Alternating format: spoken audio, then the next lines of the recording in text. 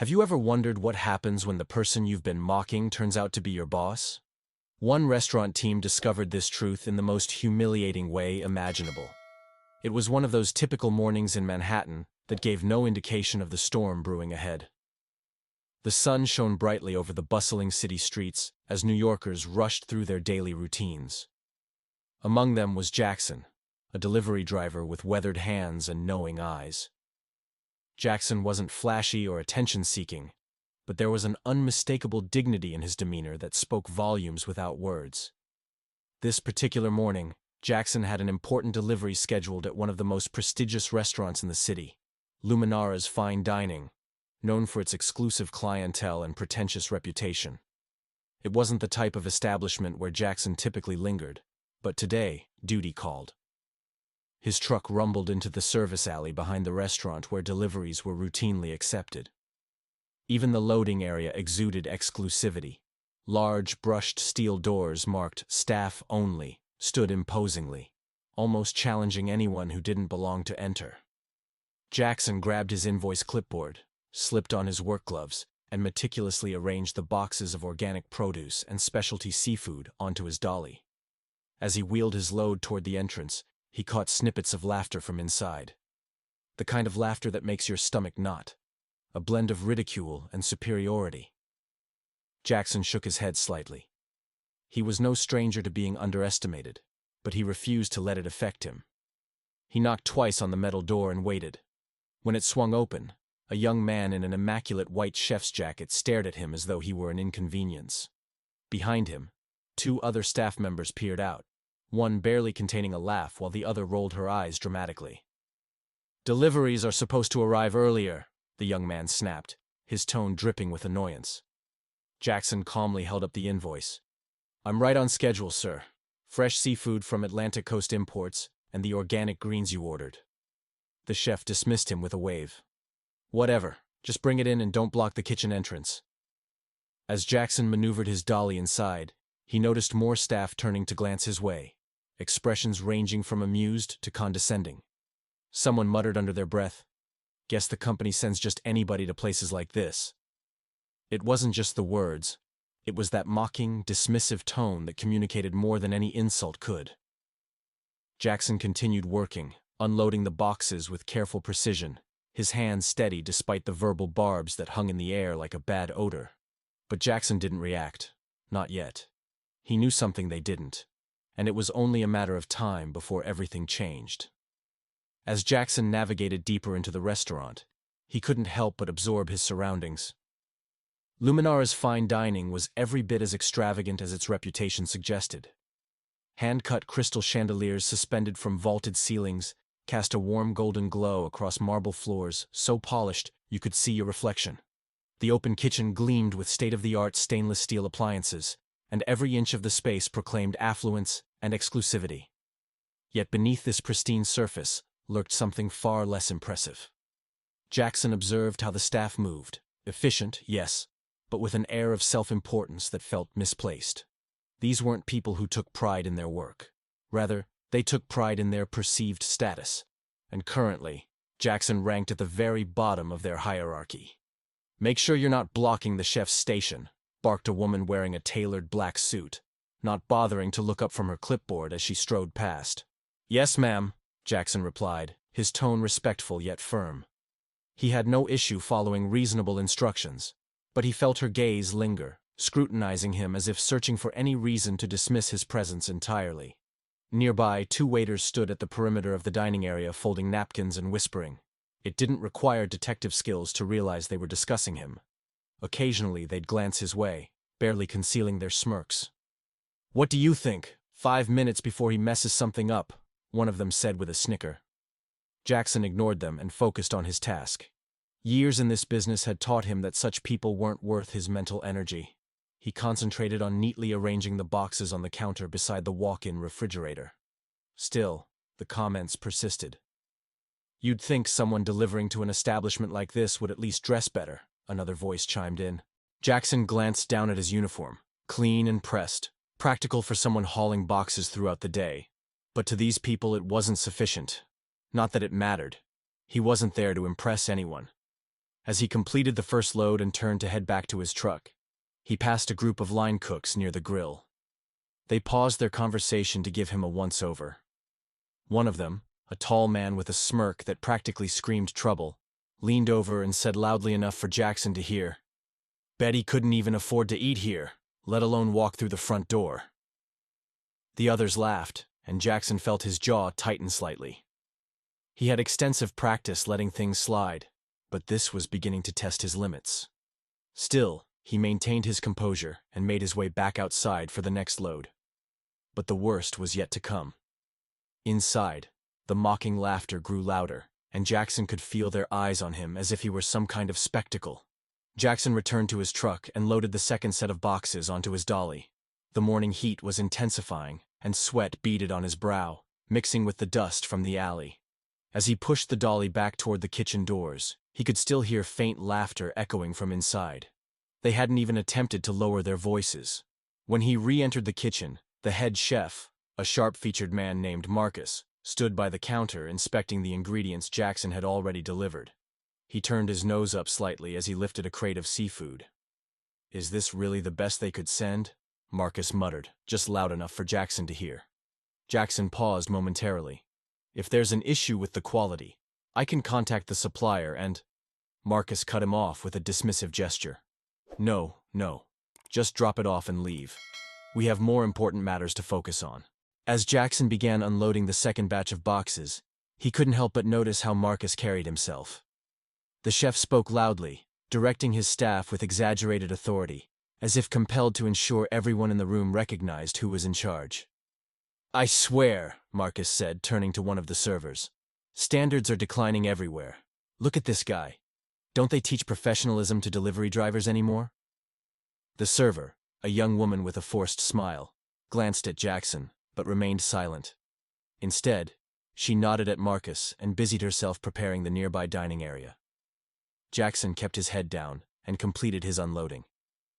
He wasn't about to let their words affect him, but he couldn't ignore the growing irritation. It wasn't just the comments. It was the blatant disrespect, the assumption that he was somehow lesser simply because of his occupation. As he moved to stack the empty crates, one of the kitchen staff called out to him, "Hey, delivery guy, you missed a box."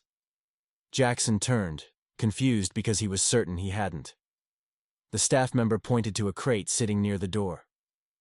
Diligent as always, Jackson walked over and bent down to pick it up, only to discover it was empty. Another wave of laughter rippled through the kitchen. "Just messing with you, man," the guy said, slapping his knee. "Relax a little." Jackson didn't respond. Instead, he placed the empty crate back down and finished his work without another word. Inside, his patience was wearing thin, but he reminded himself why he was here. He had a job to do and a point to make, even if they weren't aware of it yet. When the delivery was finally complete, Jackson handed the signed invoice to Marcus. The chef didn't even acknowledge him as he scrawled his signature across the paper. "You can go now," Marcus said curtly, not bothering with a thank you. Jackson paused for a moment, his gaze steady. "Have a good day," he said evenly before turning and heading back to his truck. But just as he reached the door, one of the waiters muttered under his breath, "Yeah, go back to wherever you came from." That was it. Jackson stopped in his tracks, his hand resting on the door handle.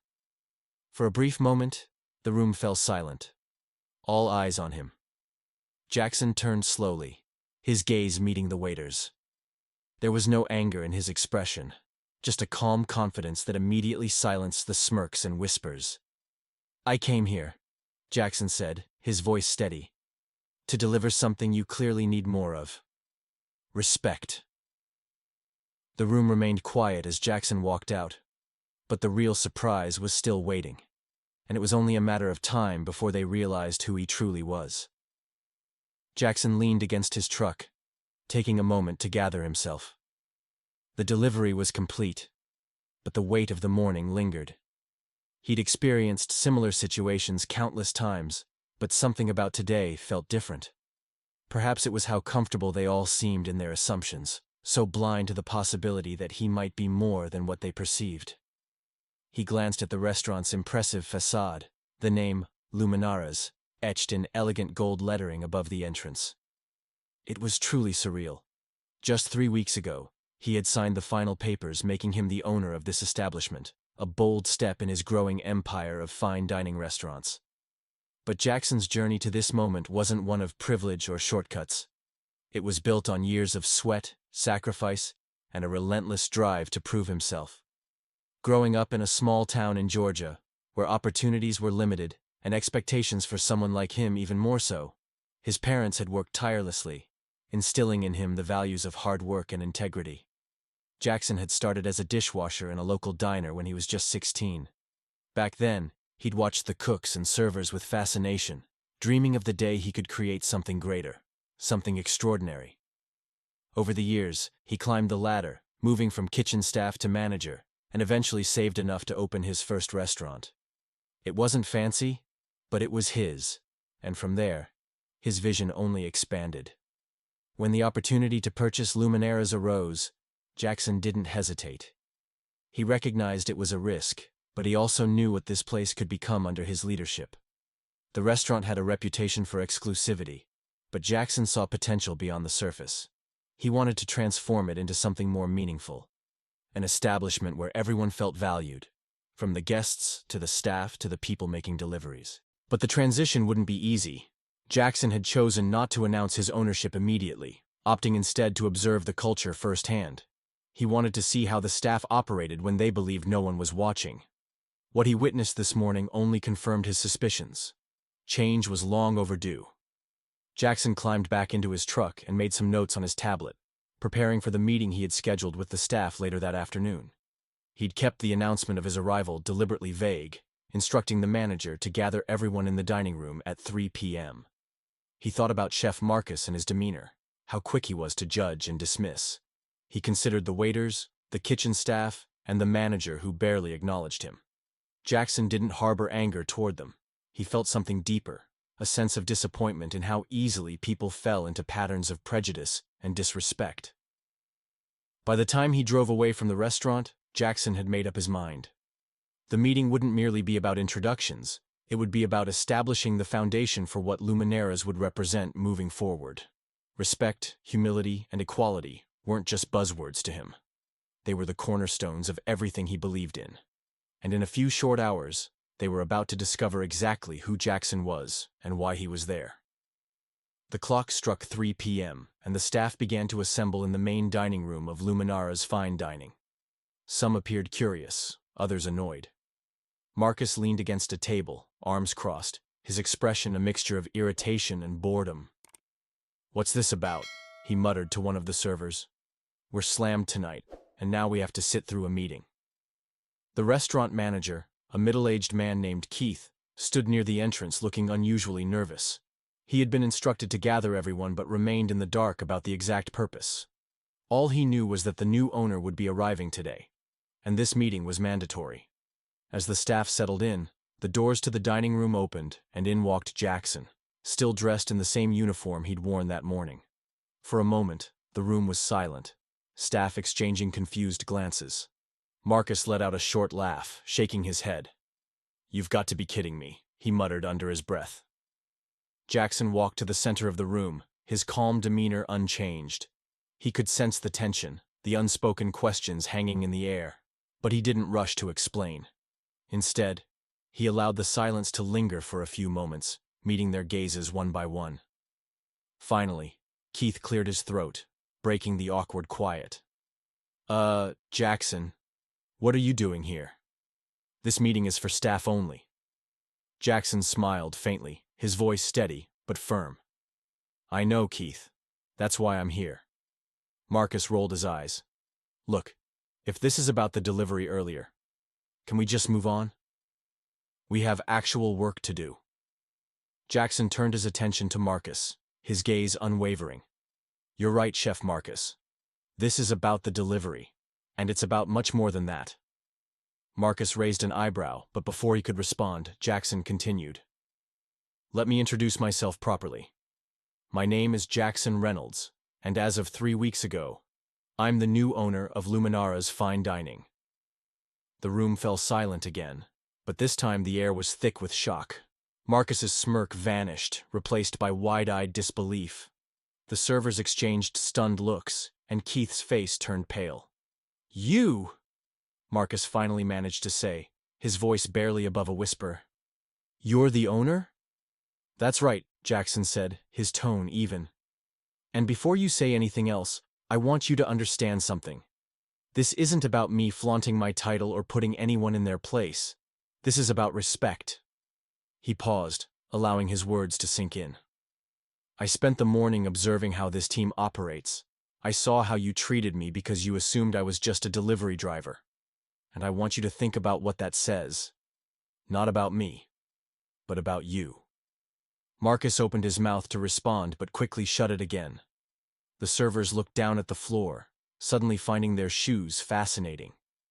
Jackson continued, his voice carrying a quiet strength.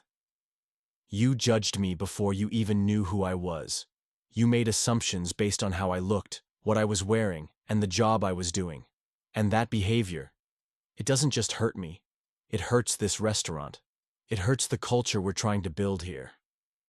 The room remained silent as Jackson's words hung in the air. He looked around, meeting their eyes again. Every person who walks through these doors deserves respect. Whether they're a guest, a staff member, or someone delivering the ingredients that keep this place running. That's the standard I expect from every single one of you. For the first time that day, Jackson saw something new in their expressions. Shame. And as uncomfortable as it was for them, it was exactly what they needed to feel. The silence in the room was almost tangible, every staff member grappling with the weight of Jackson's words. Marcus shifted uncomfortably, his arms no longer crossed in defiance but hanging awkwardly at his sides. The servers avoided eye contact, their earlier smirks long gone.